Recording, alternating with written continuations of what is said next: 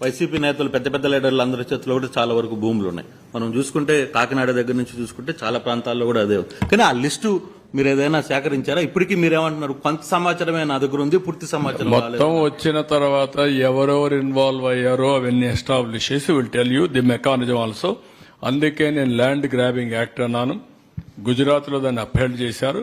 Similar act వస్తే automatic గా మొత్తం కంట్రోల్ అవుతుంది. భోగాపురం మండలంలో భోగాపురం ఎయిర్పోర్ట్ సమీపంలో ఉన్న గ్రామాల పరిధిలో మాజీ సీఎస్ జవహర్ రెడ్డి, ఆయన కొడుకు మేనల్లుడు విప్లవ్ రెడ్డి వీళ్ళు పెద్ద ఎత్తున రైతులను భ్రమల్లో పెట్టి అసైన్డ్ ల్యాండ్స్ కొన్నారు, అగ్రిమెంట్ చేయించుకొని. వాటిని ఆ రోజు ఉన్నటువంటి విశాఖ కలెక్టర్ 22 నుంచి తీశారు. దాదాపు 372 ఎకరాలు చేతులు మారేశారు. దీని మీద మీరు ఏమైనా స్పెసిఫిక్ గా చర్యలు తీసుకుంటారా? అది కూడా తప్పకుండా ఇందులో భాగమే. ఎవరిని వదిలిపెట్టాం.